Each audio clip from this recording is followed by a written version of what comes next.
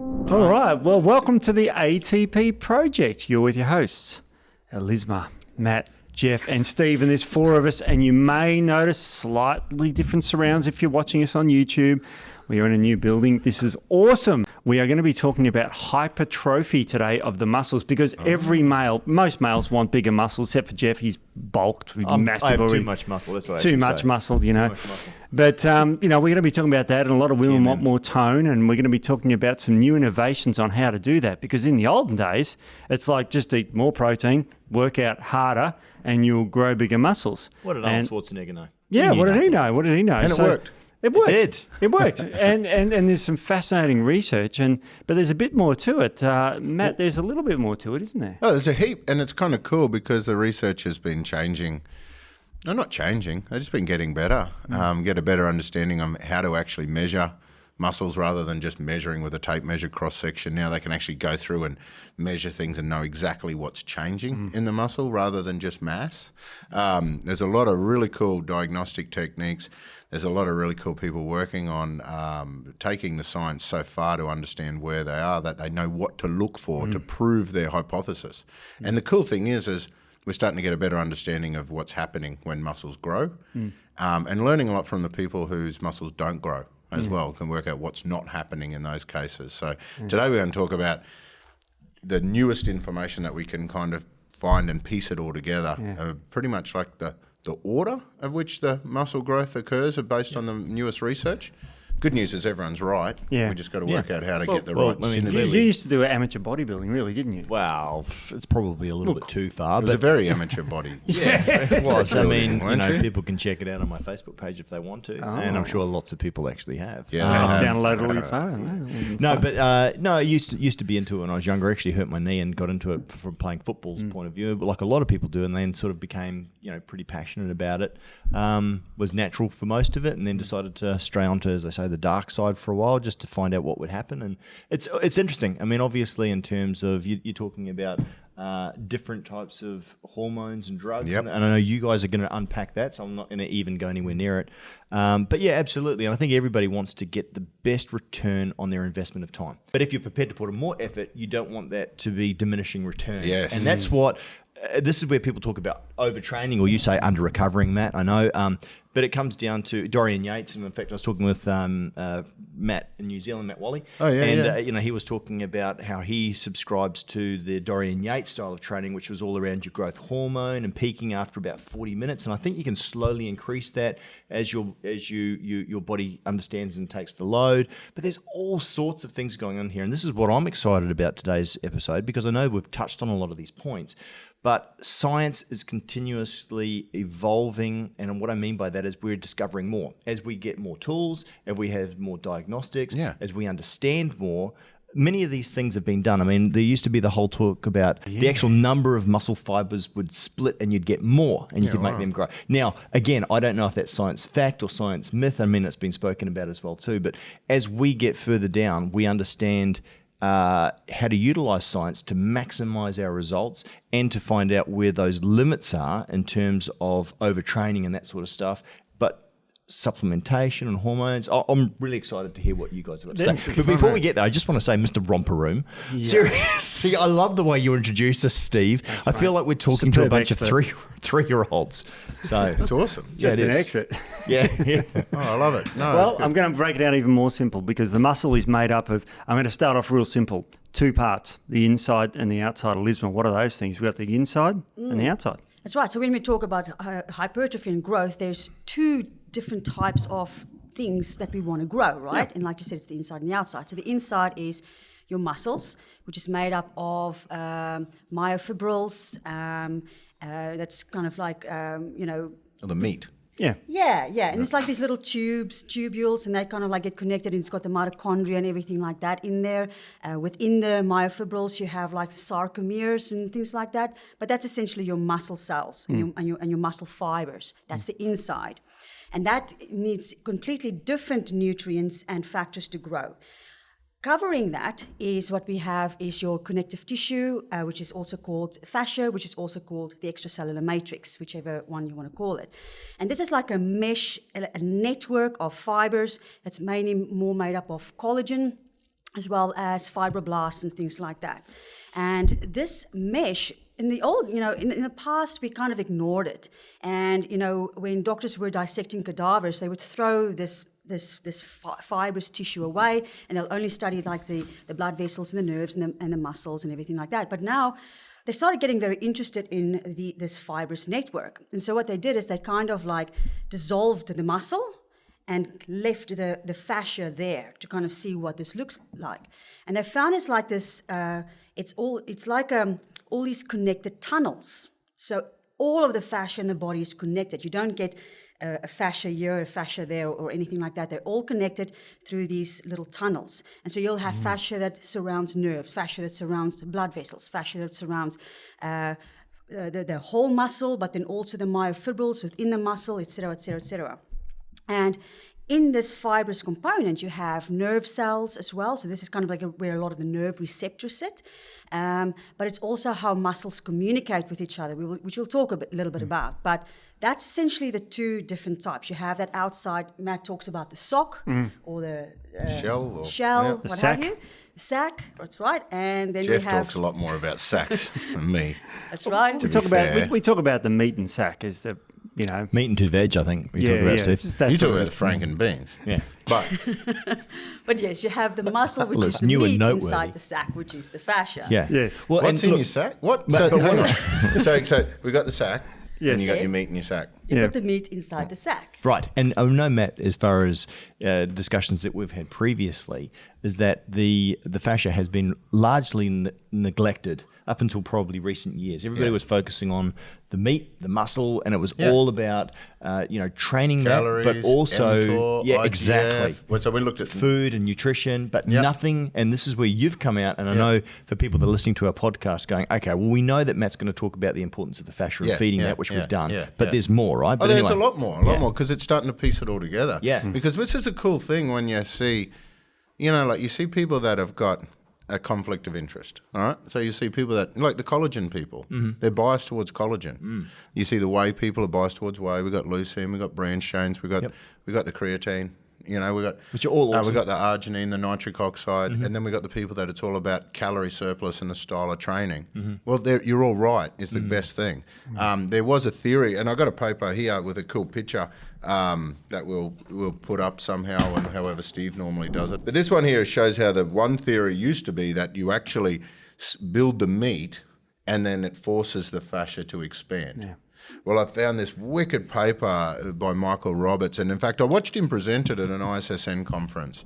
And what I loved about this particular conference, we had Stefan Oeser and that from the Collagen Institute in Germany, the guy behind the collagen science. We had the whey people, we had the leucine people, we had ISSN are pretty much the creatine people. They're right behind it. Yeah, we had Rick, Eric Rolson, all those sort of dudes that we had Worm Llewellyn with arachidonic acid there. Oh man, that's an awesome story. So what we had is we had all of these people that had all of this data showing that their confirmation bias was believing that their tool was the one that was driving it. Well, you're all right. And now when you piece all the information together, it is really, really cool. So Michael Roberts' paper that he presented, I found was the most fascinating. And I cornered the poor bugger after it and asked a lot of questions. He did commit. He said he'll come on our podcast. Cool. So I'm going to find the bus and make him do it. Yeah. He showed this paper. And what they did is they did the ISSN, what do they say there? Anyway, the way they decided you build muscle, what do they call that? Position statement or whatever. Whatever they do. Anyway, so there's an accepted way, and they've referenced a way that in the papers, according to ISSN and all the other proper trainers, this is a way of inducing muscle hypertrophy, okay? So they used a well-studied training program that has been proven to build muscle. And in that thing, about 40% of the people build muscles. Some got none. 20% didn't build muscle. 40% actually lost muscle. Yes. One poor bugger lost more muscle than the greatest muscle building guy built. So they lost muscle despite going through this perfect training Proven regime. Training program. And protein. Before we move on, I'll quickly mention this is why it's damn important to have a coach. Yeah. Because if you go online and you find a proven training program, or if you get through a book, you get a proven training program supported and put by the ISSN and published in a journal, you may still be one of the people that lose muscle. And you've got to accept that as reality, and you need to work with your coaches and work out why. And what I was Scary amount of fascinated by, muscle so that guy's these lost. people here, the ones that built the muscle, were analysed Yeah. to see what happened in those people. So the people that built muscle, what happened and in what order did things happen? I'd be more interested in the other group. Well, Yes. no, Get they to it. study. Oh, that's what we they want to have? talk about. Yes, Oh. because we know what didn't happen in them Wow. as well. So this was the exciting bit. So, and this is where you learn. That's why I said you learn a lot about people.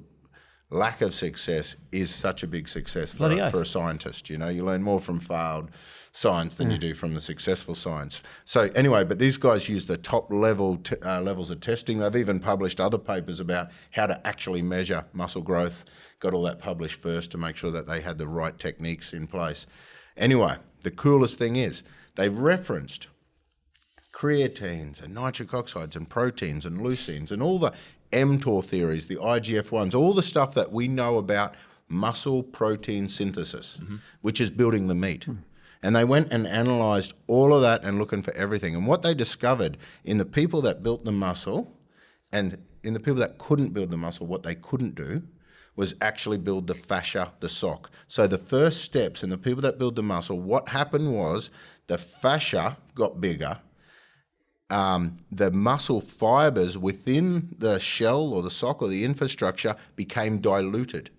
And it was the combination of the building of the sarcoplasmic reticulum, building of the sarcomere, building of the fascia and the collagen, and the dilution and relative deficiency of muscle meat inside the shell that initiated a lot of the most muscle protein synthesis later to fill in. So the first stages were swelling of the sock. Now, then it goes back and goes, so vasodilators, what do? They engorge the muscle. What happens when you use a vasodilator and train for pump? You get massive swelling.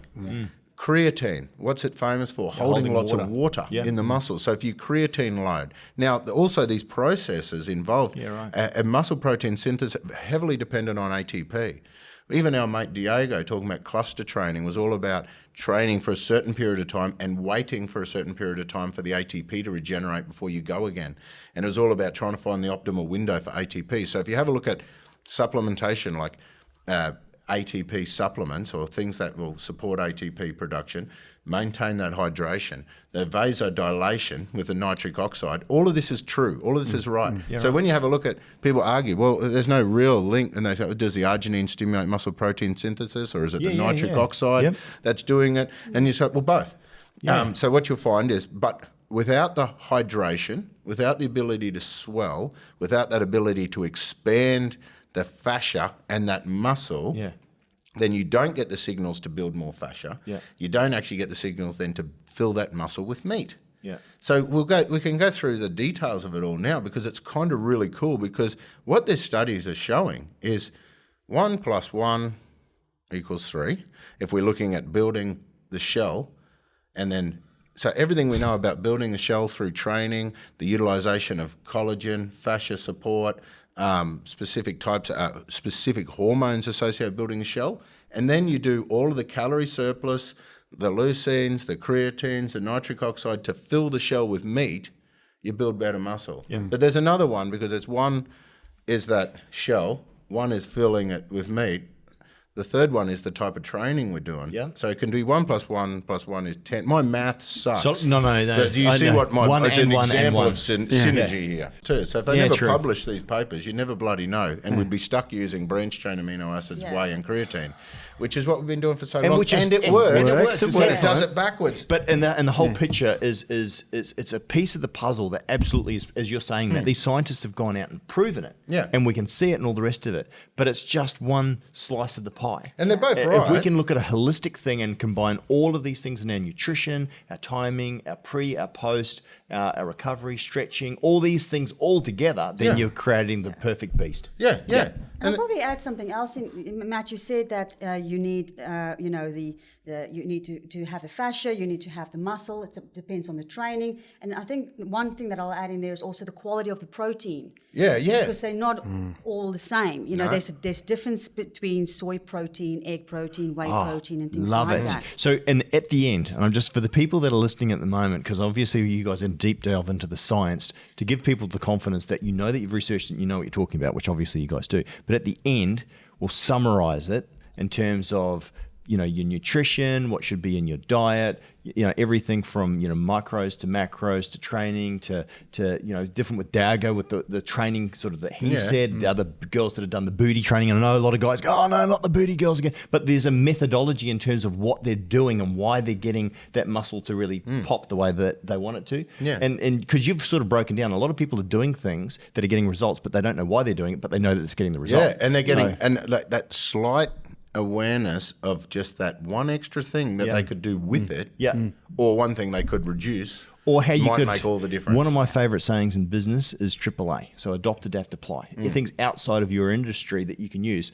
So here you've got some guys that are obviously wanting to put on some serious size, and they could actually learn something from these booty girls and go, Absolutely. actually, if I change that but use it on my delt or use it on my pec or what have you, what they're doing to actually exaggerate the results, I could actually do. Anyway. So there you go. So with pump, so when people train for pump, you look at Henny Rambod's training techniques. A lot of the bodybuilder guys, Mick Galley's and those guys, they're always doing the same sort of stuff where they train their muscles to get maximal pump to the point where they're not capable of making good contractions because it's too engorged with fluid and swollen, and that creates the latitudinal pump. So it makes the muscles go fat, all right, and round, and full, okay.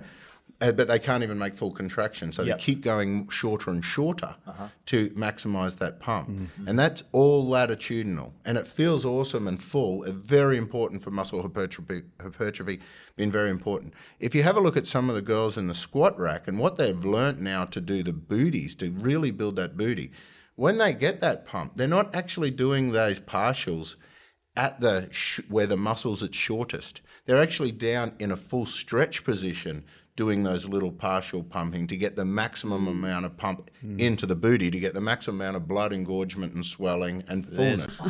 So just stop. We're training for pump. You've got maximum amount of latitudinal pump because your muscles are going shorter and shorter. If you then stretch it long, so if you go down into that full stretch position and still work for pump, then not only are you going to get latitudinal stretching on the fascia, but you're also going to stretch it long. And what actually happens as your fascia gets stretched and strained and full of blood and inflammatory markers, pain signals. Arachidonic acid. Which is one of the inflammatory mediators through the so prostaglandin this is William Llewellyn. I just want to mention him. So this he is where deserves William it. Llewellyn has been battling for a decade to show that arachidonic acid is not killing everyone. It's actually important compound for muscle growth. We were talking earlier about there's studies even on cyclooxygenase inhibitor drugs that inhibit inflammation and stop muscle growth. But when you get maximal pump and then you go down into a stretch position and keep going stretching, you're actually making the fascia extremely permeable, and that is what initiates the satellite cell migration. And it's the satellite cell migration that happens after injuries that initiates growth, but in the absence of an injury, you get hypertrophy. So, quickly, just let me say this bit. You get it out. As you swell up the fascia and you get the pump, it's very important because that is what initiates the growth of the muscle protein synthesis. The other aspect is actually the hormonal aspect. The muscle, the meat inside, is where it's responding to things like testosterone and dihydrotestosterone. So the androgenic theory of muscle growth, or the androgenic anabolic steroids, all focus on dihydrotestosterone, testosterone's ability for muscle protein synthesis. But the fascia, the outside, is actually controlled by estrogen and oxytocin. And oxytocin is our love chemical. I love you, man. So oxytocin is so important. So the angst, the aggression, and I'll give you an example. Trenbolone is Tren, Yeah. that's what a lot of people refer. So that's one of the most potent anabolic steroids. And it's always been described as an androgenic anabolic steroid. And makes you a little bit crazy sometimes. Roid rage is associated with that as well too. Yeah. You know? DHT making you a bit crazy, angry. Yeah, well, it's interesting to know that it increases oxytocin 50 times. Which is funny, 'cause as that's the opposed love to, significantly more oxytocin action from trenbolone than you'll ever get of any of the androgenic steroids. And they now believe that trenbolone's ability to build muscle so well was based on its ability to manipulate oxytocin and oxytocin to build the sac and the fascia and the shell that your muscle needs to fill up with all the protein that you're consuming. When I was younger and stupid, I would never talked go about that, near Tren because my understanding is its affinity with DHT, and obviously my hair loss, I wouldn't touch it because it would just make your hair fall out in handfuls. But it's It interesting. still does that. Yeah. But outside of that, it does oxytocin. Wow. So a lot of those So it's the effects- love, even though. But so is it this? So How does DHT, so you got DHT, so it'll activate DHT receptors as a receptor effect, Yeah. where it makes your body think as though you got a lot of DHT, Yeah. and that sort of stuff. Yeah. Maybe that's even part of it. We don't fully understand oxytocin well enough yet in relation to the other. It is actually possible through negative feedback that there is an oxytocin release. I don't actually know at this point. But interesting. Interesting fact is that the most anabolic steroid is actually, they believe its anabolic actions comes from oxytocin and not the androgenic aspect, and therefore it also confirms the other theories around the sarcomere. At that same ISSN conference, I told you we had Stephen Usa and those guys from the Collagen Institute, and they just published this paper on recreationally active men, so guys that had been training for at least 3 years and hit a plateau. Yeah. So it was young dudes that train hard, and they gave them the collagen, and they significantly great results. And this paper's a really good one because it talks about why it worked differently. Yeah. And it actually talked about how whey and that sort of stuff, which they're always comparing it to, because whey is is a positive placebo. Yeah. So what we have is, if you look at protein studies, they always compare to placebo. But what placebo is, in like if we do a herbal study, placebo is like a sugar pill or something. Yeah. But in these sort of protein studies, placebo is if it fits your macros. It's food. So they'll say you got to eat this much protein per day and pick from any of these foods.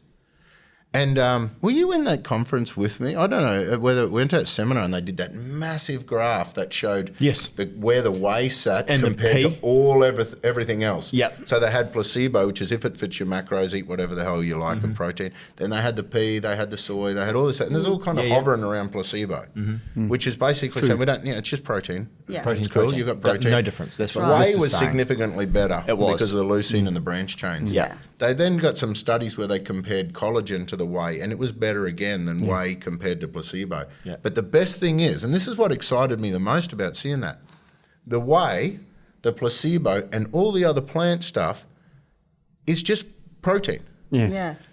Some of them have got slightly more branch chains and leucine, which make it slightly better for protein synthesis, but it's just protein. And, Yeah. and Collagen was the only protein that actually targeted the fascia and the sarcomere on the outside. And that's the Supports missing Roberts. link for some people. Obviously, why these guys Those people that they were didn't build missing it. muscle, they couldn't build the fascia. It's like and you can even get if you so got far. the expansion Yep. theory, so even if the meat expansion theory that it's going to expand on the fascia and the fascia has to build bigger to do it, if you can't build the fascia, you can't do that. Well, it's No. like the building blocks It's of gonna muscle tissue. squash it. They say, I mean, in the old days, before we understood obviously about how important the fascia was, as you say, it's what, 30% of the muscle tissue, is it, Matt? Yeah. But what it comes down to is that everybody was focused on 10%, obviously sorry. 10%. 30% of power. Yeah, 6 That's to right. 10% of your muscle fiber Yeah. on average is about that connective tissue. But it's the same thing. It's like, I mean, realistically, this is like the new paradigm. It's like going to gym back in the day. You would train. If you didn't eat enough protein, then you wouldn't build the muscle. Then we understood, okay, leucine and branched chain amino acids are particularly important for helping to build muscle tissue. So people focused on that. But this is the missing link that some people were getting in their diet, which is obviously why some people responded really well, because they might have been having cartilage and jellies and other things like that with naturally containing collagen and hydroxyproline and these sorts of things. And the others weren't getting in their diet. So the thing is that definitely keep taking your branch chains, definitely keep taking your aminos and your whey, but also make sure that you're getting the collagen as well too. build the outside. And that can come from your think chicken about your hormones soups. That too. can come from your, all those other things. I mean, Tony does it now. She gets all these chicken carcasses and she boils them right down and she makes a faux type soup at least once or twice a week. Yeah, and it's yeah. delicious. Yeah. Yeah, You know? isobucos, all those Yeah. sort of things. You can get ample collagen connective tissue in through bone broth and all that sort of stuff. You just got to eat it. Yeah. Even the chicken stew. I mean, when you have a look at a lot of collagen research began because they found really good data on the people that consumed chicken soup regularly, and it had with the carcass used in the soup. And they found they had less arthritis, less sarcopenia, and that sort of stuff. So I do want to touch on what you said at the beginning as well too. So you said as well too, not all protein is created equal. Is that because of the hormone impact that it has, or is there something more to it? Well, the studies that I've looked at, that Stephen was nice enough to share with me a couple of days ago, was kind of looking more in terms of the leucine content. So, for instance, they found that casein wasn't a very good a muscle builder. Even though it had leucine in it, it was a slow release protein, so you didn't get that kind of maximum. Because it seems like you have to get like a surge of leucine. And can I put a footnote there and we can come back to it because I don't want to spoil your thread. I'm just for all the people out there that a lot of people love casein and they take it. Now I know Matt doesn't like it for the blood-brain barrier crossing, and you might want to talk about that. Well, there's also different forms of casein as well. Yeah. But the other thing as well too is that a lot of people, I'm just saying in our industry because I'm not qualified like you guys to talk about it. They use casein as a nighttime protein so that they get a sustained release because they never want to be without amino acids in their body because God forbid if that ever happens, immediately they'll get muscle loss, right? Yep. This is the stupidity of it, but this is unfortunately so inbred now because it's being taught specifically from. It's not stupid. I mean, it makes sense in one aspect, but in reality, as a naturopath, we'll often someone comes, I can't switch off to sleep at night. What do you take them off? So, glutamate. So do you want to keep going and sort of talk about that? Casein, because it's slow release, not a great source of leucine because you do need like a surge of leucine within a short. Like I think there's different opinions, but about 30 minutes or in a short space post resistance training. Now, whey protein was one of the superior ones, as Whey Matt already protein, pointed isolate, concentrate. Did it matter? They just said whey protein. Isolate's the best because it's more higher of it. higher branch chains. It's more concentrated than the concentrate, believe it or But not. what about then the other nutrients around that, the GMPs, the glycomacropeptides and other things like that actually help with the absorption of it? I mean, one of the things I understand, if you isolate something too much, and we've seen this as well too, sometimes you take away the cofactors and the natural compounds that are in there that actually help with digestion and absorption. It's also in whey. Sometimes it contains IGF-1 as a naturally component. Being a dairy so that's product, great. Yeah, absolutely. IGF-1 is insulin-like growth factor 1, and that's found to be in a lot of dairy foods, which is quite bad for some people if you've got prostate issues or acne. Good if you want to build muscle. Yeah. And then the branch chains themselves have that insulinogenic effect. Yeah, Is that the word? Did I make that up? No, insulinogenic. Right. Cool. And whey does that too. It stimulates insulin, and it's particularly the isoleucine that stimulates the insulin.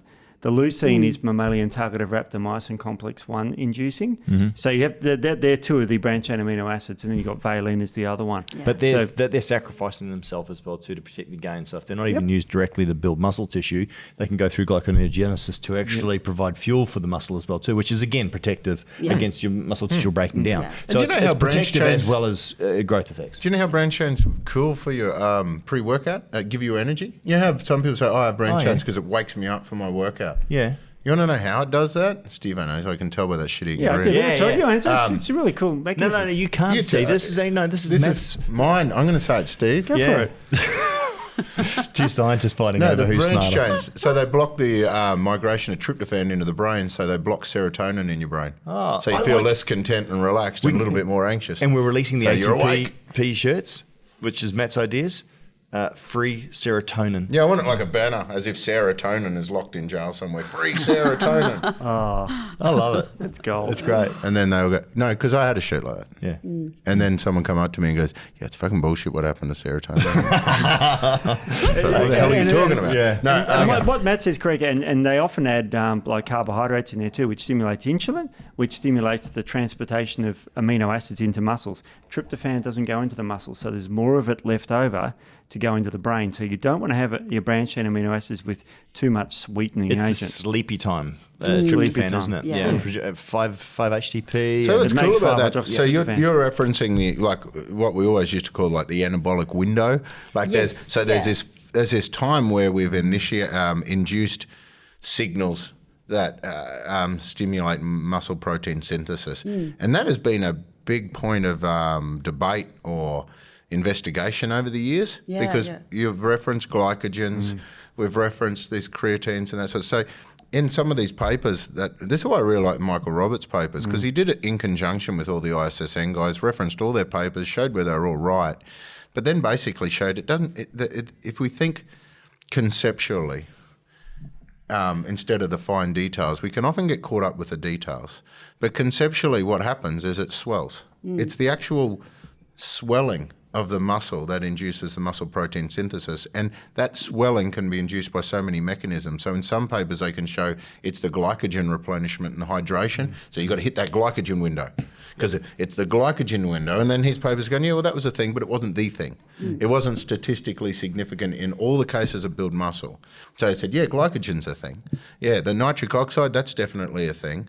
And inflammatory mediators, that's also a thing. And they went through and showed all of these factors that contribute to muscle protein synthesis were there.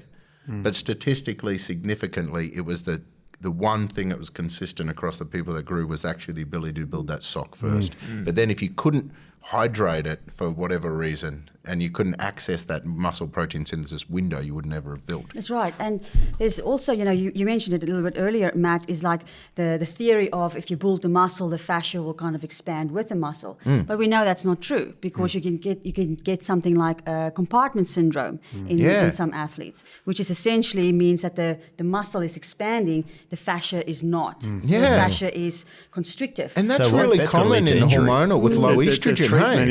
That's really common in the women that get amenorrhea. So it's interesting what Elizabeth was just saying there. Compartment syndrome is much more common in women and much more common associated with hormonal dysfunction. And you got me thinking, because the bodybuilders and that sort of stuff, when prepping for comp and they've done all their gear for their big bulking campaigns, often when it comes into the cutting phase, they'll use an anti-estrogen. Because they want to block the water, and estrogen blocks the ability for the fascia to grow. Yeah, right. And the problem is they actually cap themselves. So what happens? They'll use the anti-estrogen until they start to flatten out. It does predispose them to injury significantly because you don't have the ability to control the fascia. Yeah, and they talk a lot about ligaments. Yeah, and that but sort of stuff actually what happens is they flatten out. They actually start to lose their volume in their muscles with an anti-estrogen. It does help with the fluid retention in the lower back.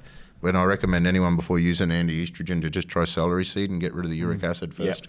That usually that's potassium dries out the lower back, which is really important. It's stopping the cramps. So celery seed's great. Nature knows best a lot of the time. No, dandelion leaf's the one that's full of potassium. That's the best diuretic full of potassium. But celery seed is potassium sparing, whereas a lot of diuretics strip yes, it is. And the reason why is because celery seed specifically targets uric acid as the waste to strip out. Uric acid is a metabolite that builds up when you break down muscle, when you overtrain, and it tends to accumulate around joints and hold water. And that sucks for bodybuilders because we want their joints to be as dry and as small as possible so it makes their muscles look bigger. Especially the lower back, it holds a lot of water on the lower back. So I always tell people hibiscus and celery seeds are really good at stripping out uric acid, and because they don't target the sodium depletion associated with other diuretics, which doesn't dry out the lower back either until you get fully dehydrated.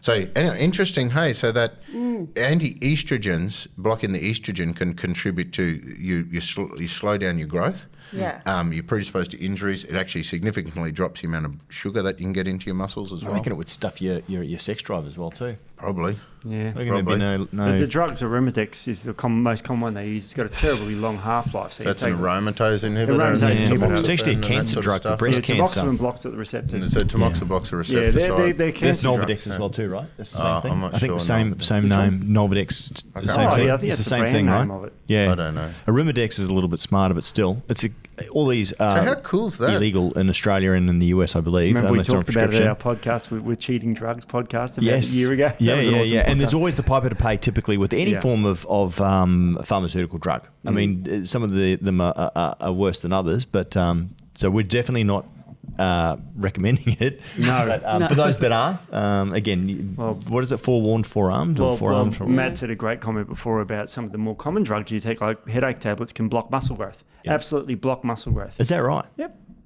You ever taken Nurofen before? I try not to, actually. Yeah, I know. That blocks muscle growth. Aspirin. Ibuprofen, isn't it? Yeah, ibuprofen. Does it right. block inflammation, and the inflammation's essential for the muscle hydration, the growth. swelling, Is that the arachidonic There acid, you one go. of it. There's a There's paper other on- inflammatory mediators as well. There you go. There you go. The title says it all.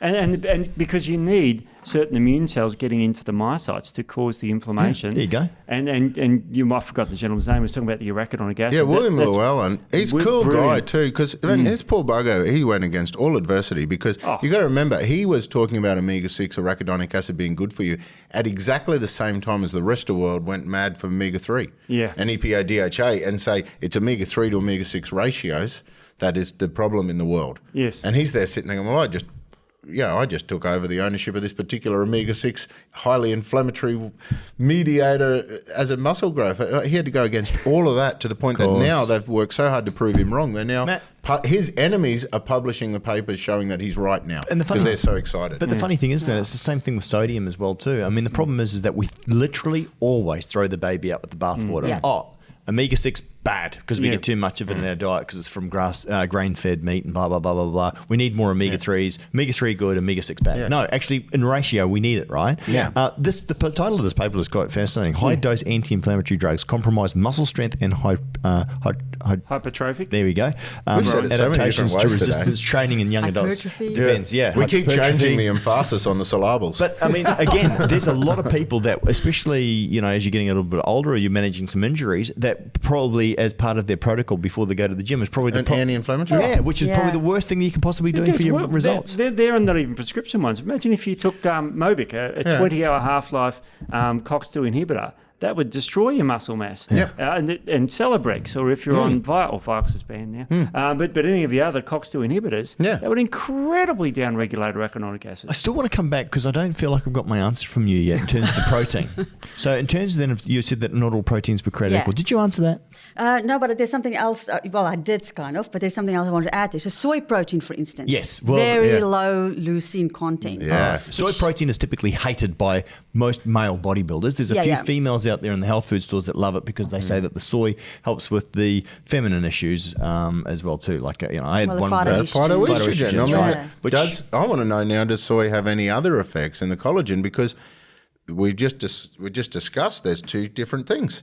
So soy may not have the leucine branch chains to build the meat, but it may actually have the phytoestrogens that help with the fascia. That would be something that we should probably look into. I think that'd be really interesting. But for women, I mean, it's funny because, again, I was very much black and white when I was selling supplements 20 years ago. It was like, soy bad. And a woman would come in and go, you got any soy protein? I was like, yeah, that's over there in the corner. Yeah, we've got soy. She swore by it, black and blue. She loved it. And she said, if I don't take it, I miss having it. Whereas a guy comes in and goes, make sure you don't get any, don't even touch soy because your nuts will shrivel up and all your testosterone will go. Right? You know what I mean? It's that extreme sort of stupidity when I was It is because naive. phytoestrogens is very good for they use that for prostate cancers and stuff like that. I mean, one of the things that soy protein, you just have to kind of keep that in mind, is that soy protein is very high in glutamates, which has can be problematic in some people. But definitely there is Soy sauce tastes so damn good. The umami. So, and Well, just I'm a big quickly on the fan. glutamates for people that aren't familiar, what do they do if you get too many or if you're So sensitive? glutamates can create like overexcitation. Yes. So MSG. It's pretty much like MSG. So ADD behaviors, anxiety, sleeping Excitatory. issues. It irritates the nerves. It irritates the nerves, like in worst case scenario, epileptic seizures and stuff like that.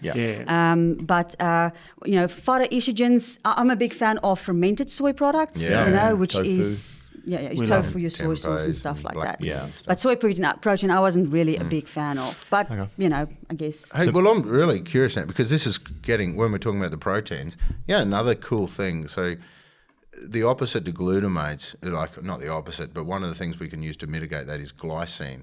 Glycine is very high in collagen. Taurine as well. Yeah, taurine. And but zinc. If you have a look at this anabolic window, I mentioned the need for creatine, I mentioned the need for ATP, glycogen replenishment, all of those things. But if you consider glycine and arginine bound together in a peptide, which is what you find in the hydrolyzed collagen peptides. There's a lot of arginine and glycine bound together, which allows that peptide to get past the stomach and the first pass metabolism and deliver arginine into the periphery.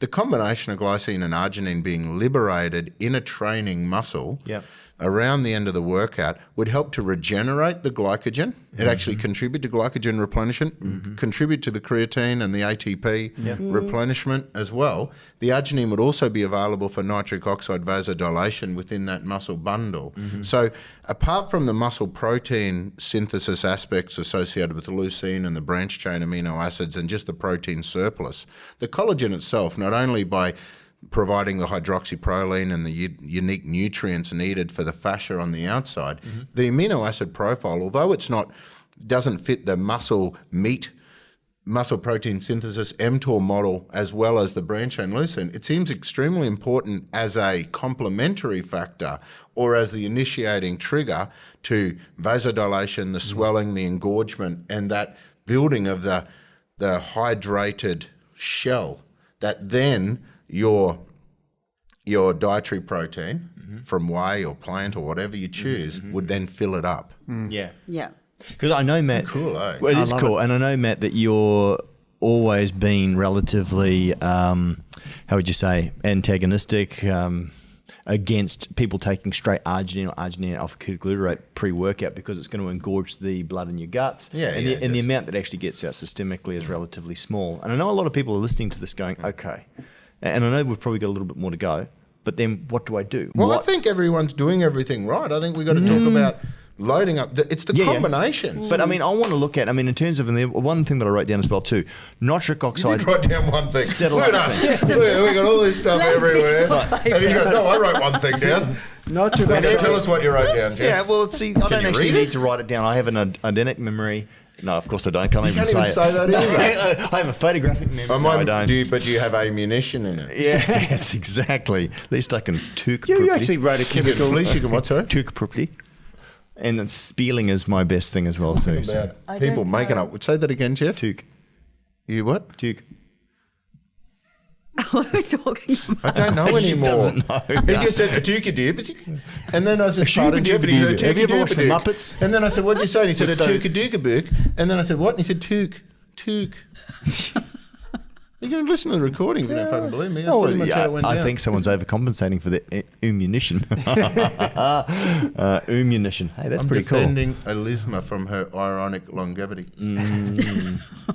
Anyway, so Oh, what I was you- going to you say wrote though is down. that I did write down. Thank And you, you Steve. wrote down And a I wrote chemical something. symbol, NO, yeah. oxide. It's actually just NO. Thank you, which is So no oxide? What is written is nitric oxide. Nitric oxide oxide? And after all the ATM machine. Tell me about the oat test. douche scientists. But anyway, Blinded douchebags. by the So light. listen to me. Just because I happen to be a normal person, you don't need to speak down to me, right? Now, shut your rat hole, Steve. Don't call him a sheep because he's a Kiwi. No, nitric oxide in satellite cells. So obviously, Nitric oxide or No. just the straight one? oh look, I could explain it to you, but your tiny brain would explode. So what it comes down to is the importance of nitric oxide and the effect that it has on satellite cells and how you maximize that. So, oh, shut your face. I can't even look at you. You looked at me really weird there. when you big said fat head. Maximise. Oh. Should I let the scientists do all the talking? You know not what? at all. Fuck you guys. That was a He's taking his bat ball and going That's it. home. Yeah. My goodness. No, sorry, Assholes. tell us This about is- it. See? I have to work with these people. They might be smart. Oh, you want to talk about nitric oxide? No, I Jeff fucking want to talk about and he wants Elizabeth too, Steve. I want to He talk wants about that. nitric Jeff oxide, wrote right? it. He wrote it down, Steve. Yeah, I Nitric know. oxide, How many oxide. times It's there. Go Right? for it.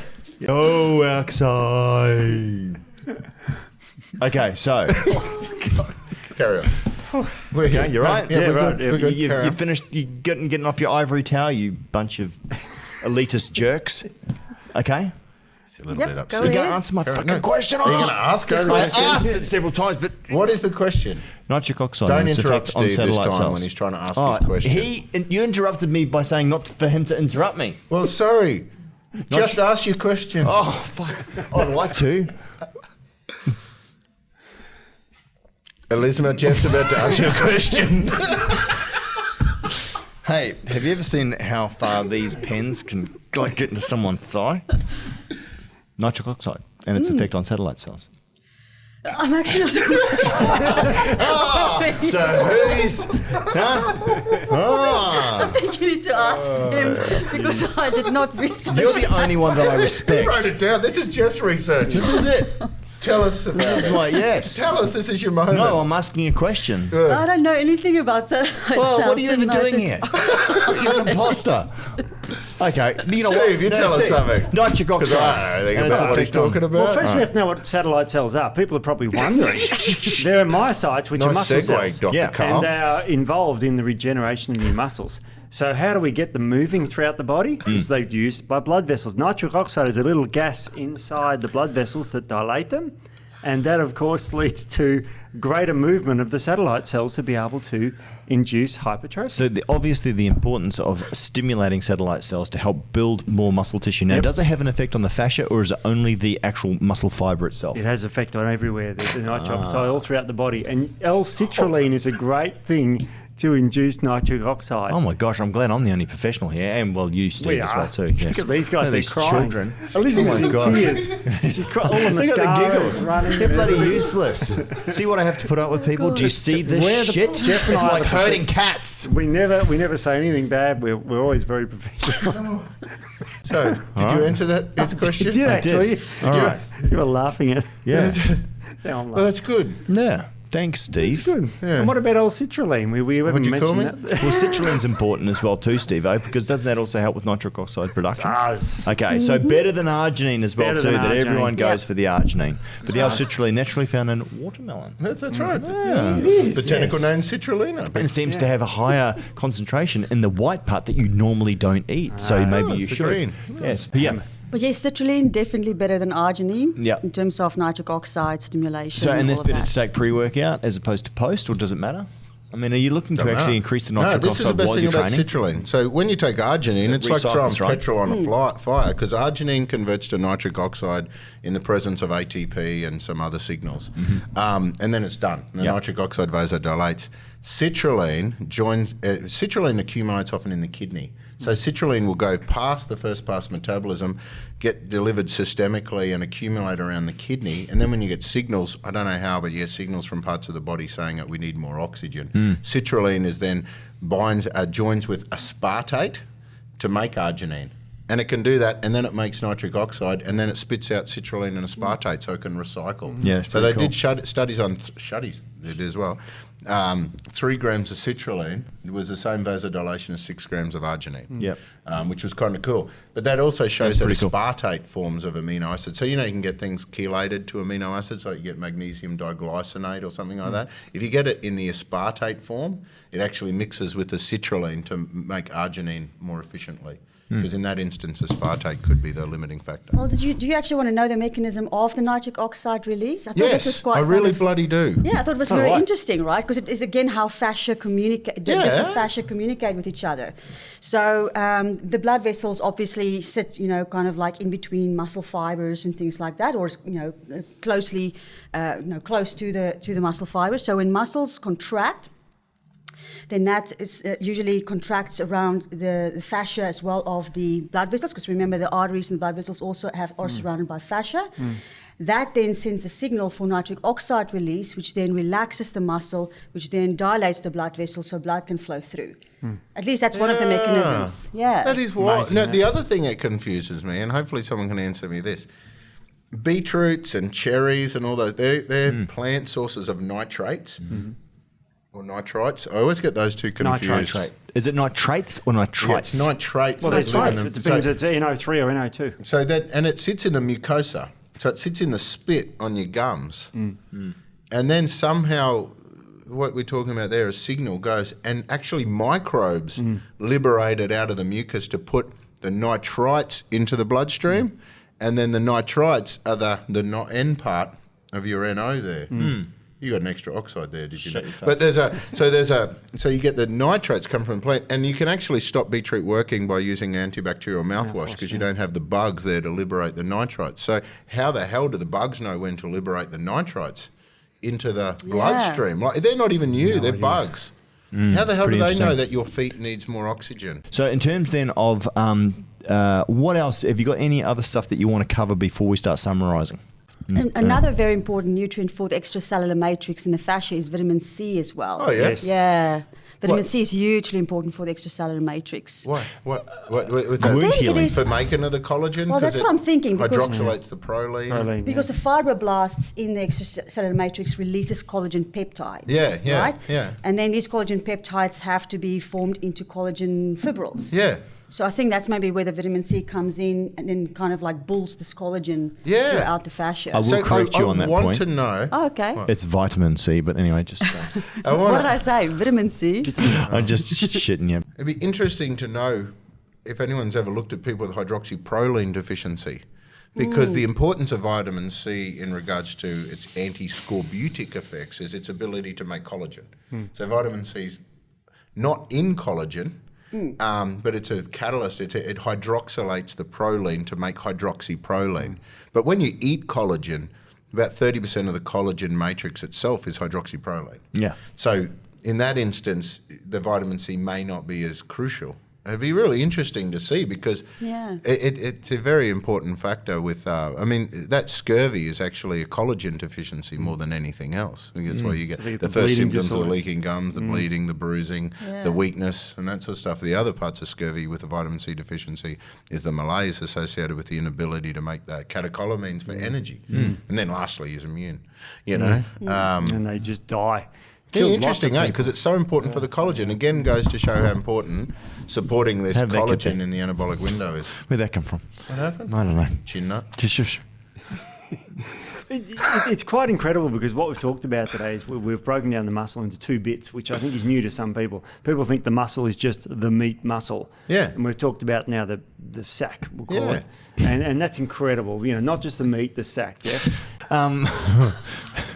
So the sack and the meat, Yes. Second, mate. we've got to consider both. Yeah. Can we call it the fascia and the muscle fiber? We can call it the fascia and Thank you. muscle fiber. Thank I'm just you. trying to, keep the language a bit, not fascia and muscle fiber. We've got to, keep the casual here. But we've got to, and that's incredible, that talking about? study. I don't know. This Tinder, I kid goes- think. this is a- I think he's talking about Tinder now. It's very disturbing how you do an intro like it's play school and then you finish this way, talking about sack and meats and stuff. And Like, you've got a you're setting tiny the Well, trap tracker, up. but you talk like a to lot use it, about the don't you, sack, Steve? about how wonderful it's required to grow the sack and grow the so why does fascia. everyone make eye contact with me when they talk about Because this? I'm looking at you. Lisma's the only one respectfully not making eye contact while talking about sacks. Wait. Okay, so just quickly then. So have we spoken about the importance of stretching as well too? I know we've mentioned think other so. podcasts, and you can go back and listen to that. But the ability, so with the pump, it's obviously I the think stretching contraction. before, I reckon, would be a bad idea, Yeah, because it you're going to is. stretch the fascia long, and that's going to there's- reduce the amount of latitudinal That's- pump you'll get. Well, that's what a lot so of- I think the idea is to get maximal latitudinal pump, like train the way you Yeah, do. yeah. Get it as maximal as you can, and then when you feel as though it's so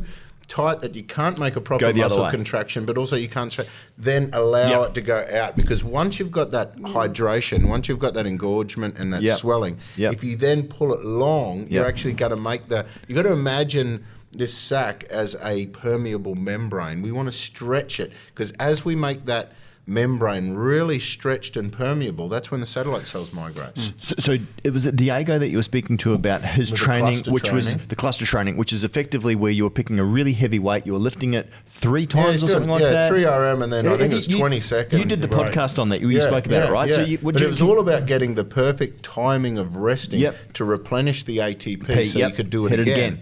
And you're Yeah. training to fatigue, and then at the end of that, you recommend then obviously, say for if you're doing chest, for example, and you're doing say bench press or Yeah. dumbbell, then finish with a fly and hold it in Yeah, that like static a- position yeah. for up to a minute. Now I heard that 20 years ago, but they obviously didn't But work even all out the right. DOMs and DOFs, Yep. that stuff we talked. We Yep. did a podcast on DOMs and DOFs, but Yep. it was interesting because they couldn't recreate any of that pain by finding it in the muscle. It was all in the fascia. Yep. But also it was I always get confused at eccentric, concentric. You know when you go downhill, So when you go on the downhill movement, The so eccentric. the lengthening and that's Yeah, actually that's the one that eccentric, creates the most pain. Yeah, and that's also And where that's you the can one that does it you with can get fascia. into overtraining as well too. I mean, I did it when I was younger. Is that you whack up the weight on the bench press, and then you do your set, and then at the end of it you do your negative reps, and you can Yeah. really Yeah. you can obviously control a lot more weight, put a Yeah. lot more pressure on the muscle. You've got to be careful you don't overdo it. But after you finish that, once once you've finished, say, your chest workout, do a period of, say, 60 seconds of static hold stretching, where effectively you're just letting the weight pull the muscle out and actually open up all of the fiber. So do it like that as a superset or something. So you go and do your supersets, get this maximal pump, and then your final exercise in that set is like a 45 second, 45 second just hold static, and you know what it feels like? It feels like you're getting like fire burning. Velcro. Yeah. It feels like you're getting Velcro and pulling it that way. Yeah, that's you the can fascia. feel it, and that's the fascia. And so you can imagine those pain signals, those inflammatory signals. They're all stimulating signals to say, man, you've just ripped this shit. You've torn something. We need to heal it. How do you stretch your shoulder? That's the only one I haven't worked out yet. Don't know. Oh, okay. Yeah. But anyway, you can do it with your quads. I mean, obviously chest is a piece of cake. Backs, biceps easy. Biceps real easy. So the quads. Booty, quads. So static hold down the bottom and just hold it that period of time. Don't load up the weight, but just Probably shoulders might be the most awkward now. You shoulders, I think it probably is. Anyway, but you can play around with those sorts of things. Okay, so outside of that, then, as far as nutrition is concerned, and specifically supplementation as well too, because I mean everybody's got their diet plan that they're following in terms of if it fits your macros or X amount of protein, carbohydrates, whether you're on a keto diet, whatever, right? But in terms of then, you want to be looking at nitric oxide pre-training to obviously help to increase that, to stimulate the satellite cells, to obviously help with more growth. You also then, and you could be looking at things like your citrulline, and I know, Matt, we've looking at some other compounds as well too to maximize nitric oxide production. Post-workout, you should be getting carbohydrates with your creatine. Important. And look, the nice thing about high glycemic carbohydrates is it's going to create insulin. Insulin is the most anabolic hormone in the body. Well, that's what I used to say. I mean, maybe it's not anymore. About oxytocin. That's right. Yeah. But in terms of insulin is more anabolic than testosterone. Yeah. So if you can get a post-workout, you've trained hard, sugars post-workout, and depending on obviously, I don't know what the science is saying nowadays, but it was a minimum of sort of 60 grams to create the insulin spike. But I mean, depending on your size, you could probably get away with less than that. But also too, a lot of the data is it's not the limiting factor. Yeah, right. It's not the glycogen and it's not the carbs. Yep. I mean, it is muscle protein synthesis we're talking about. So the protein is the most crucial factor. If it's a deficit, it can't happen. Yeah. No, I'm thinking hydration. Well, I was going to say, it's going to be bloody important because if this whole thing's about swelling and this whole thing's about holding water in the muscles and you're dehydrated. Not only that, before you even go to the gym, if you're dehydrated, Steve, and again, depending on where you're on the scale, you lose 7% muscle strength loss, is it? You lose. It's greater depending on how dehydrated you are. Can get to a point where you're extremely What's this, Steve? Sorry? And being dehydrated before you train. Means what? Significant loss in strength. Strength, wow. So you've got that as well too. So then post-workout hydration definitely should be electrolytes. With magnesium, intracellular electrolytes can be really important. So the magnesiums and the potassium. I mean, sodium's not a dirty word. Well, definitely the collagen and the peptide collagen, not just some. And get one that's been studied, like research them and look for the ones that have an effect that you can predict. And look, what I've been recommending to people as well too is to take a post-workout recovery product with carbohydrates, multidextrin. I actually have been recommending people to take, and just depending on what they're doing with their macros and how much they need to take to get an insulin spike. Creatine, normally 10 grams. I think Rich Kreider was even saying higher than that, depending on how big you are as well too. They got the loading phases legit. Yeah. And then with that as well too, taking the hydroxyproline with the leucine, isoleucine and valine with the collagen as well too, and combining that all together. And then you're going to be obviously getting if you're vegan and that sort of stuff, you can get hydroxyproline made from vegan sources. So just fermented through sugars or hydroxylated with vitamin C. And then when you're doing it that way, the benefit of vegan stuff sometimes is you can kind of tailor make and custom make. So you can actually get vegan or plant-based amino acids, stack them together with the right percentage of branched chain amino acids. So we can take everything we know from the carnivores and the meat with branched chains. We can then get the hydroxyproline that you'd normally find out of meat. You can then stack up the rest of the essential aminos. You can recreate plant-based aminos to kind of create a designer plant-based protein. Anything else? Sometimes. Anything else in terms of around your nutrition, your supplementation? Nothing really around nutrition or supplementation that I can think of. I mean, The only thing that I could possibly add that we may cut out if this is not important, but we mentioned about like how a lot of the pain we feel is not muscular pain but is fascia pain, and that the reason for that is because the fascia is actually where all the nerve receptors sit, and they sit kind of like at the beginning and the end bits of the muscle of the fascia, not in the muscle itself. So definitely the pain factor is coming from the fascia. And then, for me, this was always important as an athlete because a lot of my injuries were actually fascial, very clear fascial injuries and not muscular injuries. And the way that I kind of learned to differentiate with that over the years is that when you have fascial stuff going on, it feels like either burning like fire or it feels like a vice, like something squeezing your muscles. Whereas if it's more muscular, well, then it's more like aching and things like that. So that's kind of how you can kind of differentiate whether your issue is more muscular or more fascia. And it can also help you with stretching. When you're doing any kind of stretches, yoga stretches or whatever have you, changing the position of the stretch just slightly can change it from a muscular stretch to a fascial stretch. Oh, okay. But that's something you've got to tune into a little bit, and like how what you're feeling. But that's kind of like how you differentiate. It's that burning sensation. So when you pull your foot back, are you doing the hamstring one or something? You pull your foot back and you feel that real burn. Is that what you're That's talking one. about? So if you do that typical one, but then you go one step further, and the best way I can describe it is you push your bum out, which stretches it even more. That's a fascial stretch. If you just do like the bending over and trying to touch your toes, that's a muscular stretch. But Amazing. There's That so is much, cool. so So much info what would be today. cool is if you guys can work out the best fascial stretch for each part of the body. I'd like to know, especially the shoulder. Thanks, Steve. There you go. There's your Yeah, homework. there's the homework. Yeah. If be you can awesome. work out how to stretch the fascia on the shoulder, I'd be impressed. I'll have to work on that. That was terrible. Terrible. Terrible. your shoulder My into it, body Steve. gets in the way. That's the only problem. Too much muscle. I think the too key much to that is, like, I don't have the answer here, but from the research that I've done, because the fascia, it goes from one joint to kind of like other joints, right? So the shoulder fascia will be communicating with the wrist fascia. So if I had to put it very loosely, if you wanted to stretch the fascia here, you'd have to Pull on put the your arm. wrist in a position and you have to put your shoulder in a certain Well, position. I used to I was do- thinking effectively it would be almost across the other side of your body. And I used to do stretching that way. myofascial massage, Yeah. and we used to do the myofascial stretching as part of the massage. Oh, yeah. And so what we used to do with the shoulder, but I mean, I can't think of a way that you'd be able to do it, but what we used to do pretty much, Too much muscle, yeah. apart from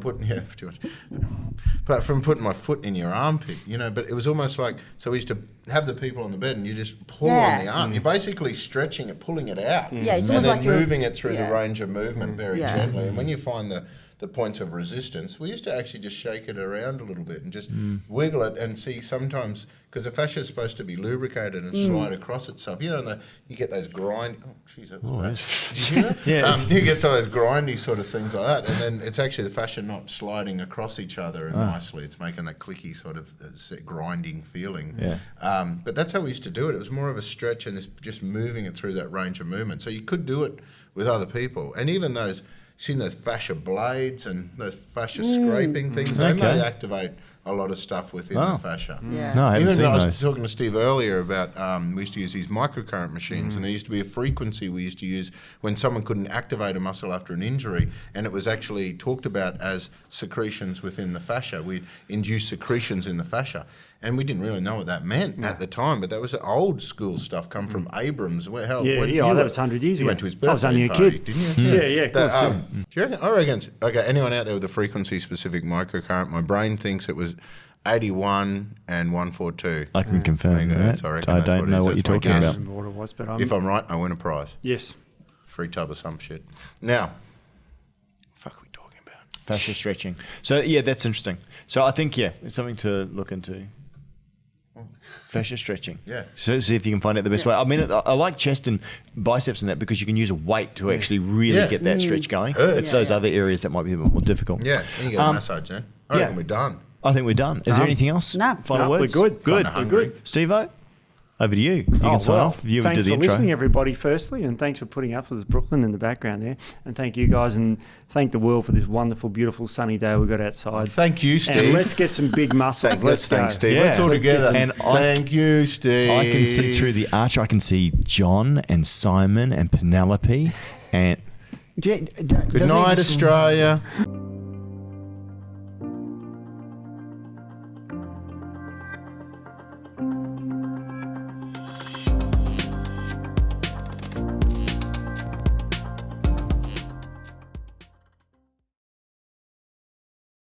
That's a good one, don't you not think? bad. Anyway, hey, terrible, Matt. cut that Very shit out. cheesy. I like the Did you cut abbreviation of that better. that. No. Yeah. I don't know what Yeah. Oh, well, as I Fucking said. cut so much of this shit out. Ammunition. Did I say that? I can't speak Ammunition. today. I was like, I'm so confused Hey, today. you can't talk. Yeah, you can't. No, you can't talk. Yeah, you usually can't. What's IRON again? iron. Iron. Hey. I love it. I had a friend called Iron. How ironic. Really? Yeah. What? No, I didn't. Never did. I didn't have a friend. I'm just. That's what I- that's a it. lie. Yeah.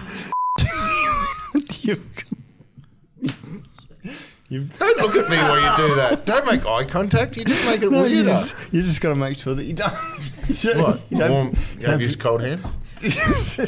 just what? I didn't say anything. What are you doing with your hand? Nothing. No, it's enough. We've been talking for there's just ages, but one- no you got your one training. Yeah, So you got your Brooko's stretching. There's two jobs. One of them's Oh. I don't know what she does, and the other one's telling us the time. There is one Don't nutrient. tell me the time. Don't tell me the we know time. on it. Perfect. Yeah, I don't remember the next I don't subject. want to know. It's something about Next telling me song? the time. No, that's it. I don't want to know.